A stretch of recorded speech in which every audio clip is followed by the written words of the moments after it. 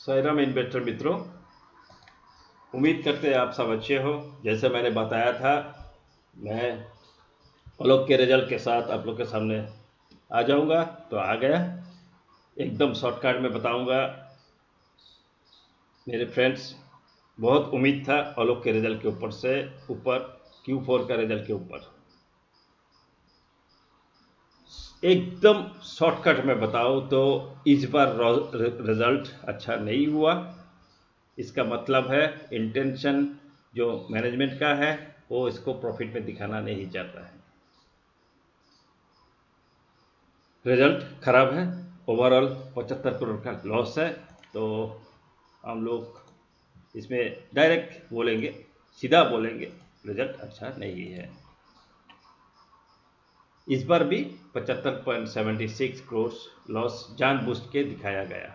इसमें clear intention मैं साफ साफ बताऊंगा, लेकिन इसको डिटेल चर्चा करने से पहले एक दो चीज़ हम और डिस्कस कर लेंगे। कल 27 तारीख को और एक आया था रिपोर्ट, इसमें नोटिफिकेशन एक्सचेंज में अपडेट हुआ। देखिए, आलोक इंडस्ट्री लिमिटेड में mode of fund raising, statement of deviation, variation in utilization of funds raised. ये जो है ये कुछ नहीं है, हम सब जानते हैं। वो जो 500 करोड़ लेके आया था उसको ये लोग किस तरह इक्विटी लिया, ये पहले से मेंशन था, वो आप जानते हो। ये सबसे फास्ट एक्शन था, इसको अपडेट किया। क्यों किया मालूम नहीं, वो जस्ट नाटकबाजी करने के लिए आदमी को दिखाया है। ये जब NCLT से अप्रूवल मिला उसके बाद ही तुरंत उन्होंने जो 83 करोड़ जो शेयर लिया था वही है, सेम चीज़ उसको अभी फिर 31 मार्च को अपडेट करा रहा है। इसमें कुछ देखने का खास है ही नहीं। फिर भी मैं जस्ट जानकारी के लिए बोल रहा हूँ। बहुत सारे मेंबर्स जानते नहीं, जो पहले वॉच किया नहीं, उनके लिए ये कामदार होगा। तो ये जो statement of deviation and variation, ये नथिंग एल्स, वो जो 83 करोड़ शेयर जो रिलायंस फास्ट लिया था, जो 500 करोड़ का एडवांस दे के जो इन्होंने कंपनी को जो NCLT से बाई किया था, वही है, नथिंग एल्स। सो इसको लेके इतना सोचने का नहीं। दूसरी एक बात है दोस्त फ्रेंड्स, मैंने देखा OCPS को लेके हजारों वीडियो आया, मैंने एक भी वीडियो नहीं दिया। एक चीज मैं जो बात बोलने जा रहा हूँ, वो बोलने के बाद आप सब लोग मुझे गाली दोगे, मैं जानता हूँ। लेकिन वो गाली खाने से पहले भी मैं गाली खाने के लिए मैं तैयार हूँ, लेकिन मैं सच बताने के लिए तैयार हूँ। एक चीज बताता हूँ, जब दुनिया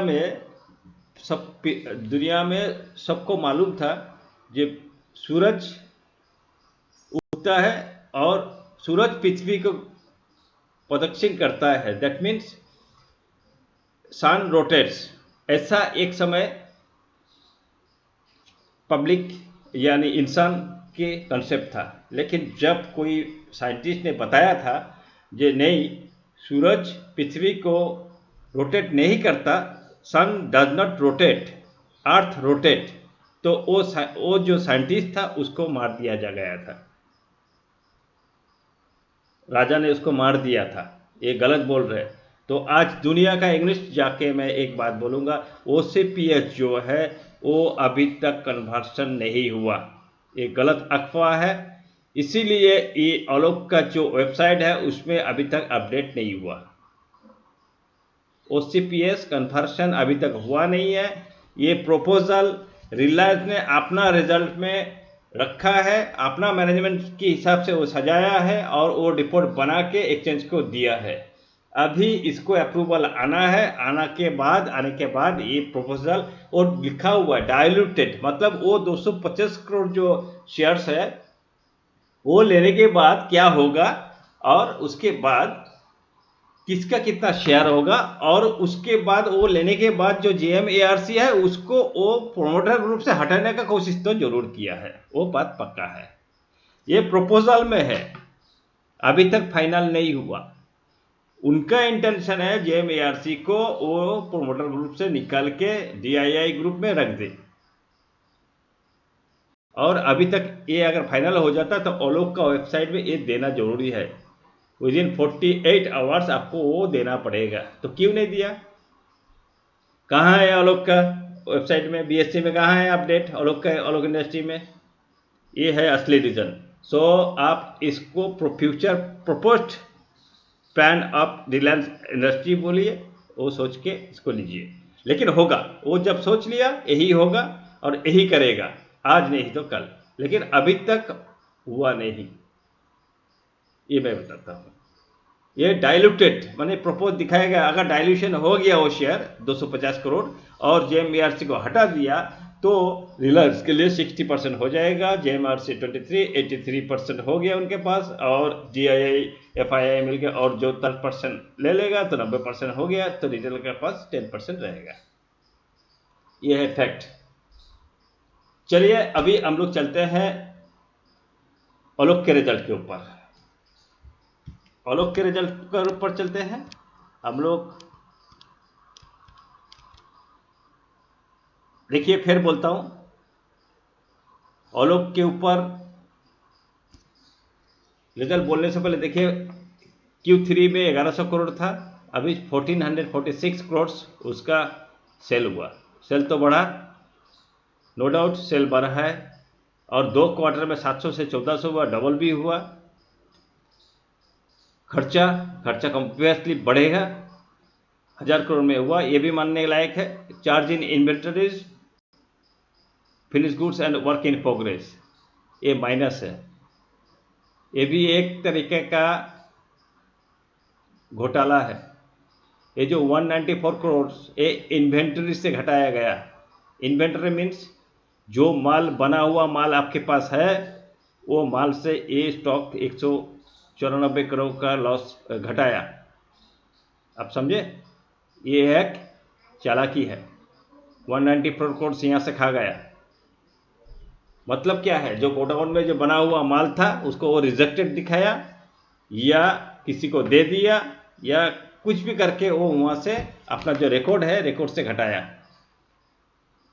changes in inventories of finish goods and work in progress, तो ये क्या होता है मोस्टली हम जानते हैं, अकाउंटिंग मैं करता हूँ इसीलिए मैं जानता हूँ। कभी कभी क्या होता है, जो स्टॉक पड़ा हुआ रहता है बहुत दिन से, तो उसको क्या करते हैं, उसको रिजेक्टेड बोल के वो स्टॉक से हटा देते हैं, राइट अप कर देते हैं। राइट अप करके वो जाके बाहर में कैश में बेच देते हैं। ये है एक गेम, 194 करोड़ का ये एक अच्छा सा गेम इन्होंने खेला। सेकंड थिंग, एम्प्लॉय कॉस्ट ये सेम है, खर्चा बढ़ा तो एम्प्लॉय कॉस्ट बढ़ेगा, वो 85 से 93 हुआ, इसमें कोई बड़ी बात नहीं है। फिनांस कॉस्ट 119 से 115 हुआ, ये भी ठीक है, ये चलेगा। डिप्रिसिएशन वही है, चलेगा। पावर एंड फ्यूल 174 करोड़, देखिए जब सेल्स बढ़ता है, प्रोडक्शन बढ़ा, प्रोडक्शन बढ़ने से फ्यूल कॉस्ट थोड़ा बढ़ता है, वो ठीक है। और दूसरा एक घोटाला, impairment allowance for doubtful debts, advance loan and other receivable, ये फिर 138 करोड़ का घोटाला, जिसे पहले भी दिखाया था इन लोग, ठीक है। तो अदर एक्सपेंसेस 132 करोड़, ये इससे पहले भी 108 करोड़ था, अभी हुआ, तो ओवरऑल जाके 1573 करोड़ इनका एक्सपेंसेस हुआ। 100 loss of from operator before exceptional items 118 crore. Overall tax relating to earlier, तो इसमें माइनस दिया, इस पे कम हुआ, तो 76 करोड़ लॉस दिखाया। नेट लॉस 75 करोड़, और EPS जो था पहले 0.6 था वो 0.15 हो गया, दैट मीन्स कम हो गया। और तो अभी आलोक के बारे में बोलने के लायक कुछ है नहीं, एकदम सीधी बात है। इसमें जानबूझ के मैनेजमेंट चाहता नहीं ही इसमें प्रॉफिट दिखाए और इस शेयर को आगे बढ़ने दे। मैं बहुत दुखी हूँ, मैंने अभी रिसेंटली इसमें बहुत सारे शेयर लिया था मैं भी, और उसका कोई नतीजा नहीं निकला। ओवरऑल देखिए आपको इसमें भी लॉस दिखाया ओवरऑल जो कंसोलिडेटेड रिपोर्ट है, ठीक है। और इसमें कुछ तो है नहीं देखने लायक। इसमें एक चीज़ दिखाया, देखिए यहाँ जो कंसोलिडेटेड में दिखाया net cash generated from operating activities, इसमें उन्होंने कंसोलिडेटेड में ईयरली जो दिखाया उसमें 345 करोड़ इसमें प्रॉफिट में दिखाया। बाकी कुछ नहीं है, it is a intentional game. मुझे बहुत ख़राब लग रहा है फ्रेंड्स। और एक चीज़ देखिए यहाँ लिखा है नोट में, though the company has incurred a loss rupees 1190 crores before exceptional items for the year ended 31st March 2021 and has accumulated losses 16,800 crores as on the date, its current asset exceeds its current liabilities by 443 crores. Further, with a view of improve the performance of the company, the reconstituted board has adopted a business plan with specific focus of utilizing the existing capacities and exploring various avenues for enhancing the revenues. Accordingly, the financial result has been prepared on going and concern basis. तो इसमें कुछ है नहीं दोस्त, सही बात बोले तो ये रिजल्ट पढ़ने में मुझे ख़राब लग रहा है। इसका सीधी बात बोलूँ, इसका इंटेंशन नथिंग एल्स, ठीक है। कुछ ना कुछ हर क्वार्टरली इन लोग ऐसा लेके आएंगे और रिजल्ट ऐसे ही दिखाएंगे और इसको पढ़ने के लिए देगा नहीं। तो फ्रेंड्स, मैं इतना दिन बोलता था इसके पीछे बहुत आशा है। तो आज के बाद मैं इसके ऊपर आशा नहीं रखूँगा ऑलोक इंडस्ट्री के ऊपर। अभी यहाँ से मैं तो बोलूँ जो अभी क्या करूँ मैं खुद सोच रहा हूँ। तो अपने अपने मर्जी से आप लोग इसको डिसीजन लीजिएगा। मुझे लगता नहीं ही इसमें इतना लॉन्ग टर्म बने रहने का कोई बेनिफिट मिलेगा। तो हम लोग को भी इसके बारे में सोचना चाहिए, अपना अपना कैपेसिटी के हिसाब से सोचिएगा। Thank you very much. मिलते हैं अगला वीडियो में नए वीडियो के साथ और नए शेयर्स के साथ मैं आप लोग के साथ फिर हाजिर हो जाऊंगा। तो मेरे मित्रों, जो नए मित्र हैं, मेरे चैनल को सब्सक्राइब कर लीजिएगा। हाँ, इसका मतलब ये नहीं मैं ऑलोक का रिजल्ट वीडियो और बनाऊंगा नहीं, वीडियो ज़रूर बनाऊंगा। जो भी अगर पॉजिटिव मूवमेंट आएगा, जो भी चेंजेस आएगा, जो भी अपडेट आएगा, इसके लिए हम वीडियो आपके लिए लेके आएंगे। नए मित्रों जुड़ जाइएगा, पुराने मित्र बने रहिएगा। Thank you very much, all the best, good bye.